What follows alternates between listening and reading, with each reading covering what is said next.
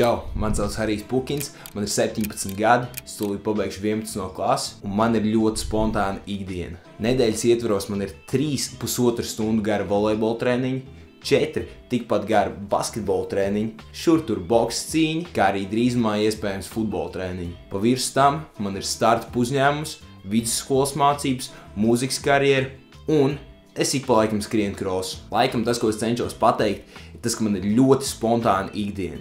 Vienu brīdi es varu gulēt tepat gultā, un nākamajā būt 20 ar kājām noiets kilometrus prom no mājām, kokā virs uguns kaut kur meža vidū. Un es nolēmu, ka nākamgad, 2026. gadā, es noskriešu Rimī maratonu. Kāpēc? Es nezinu, man gribējās.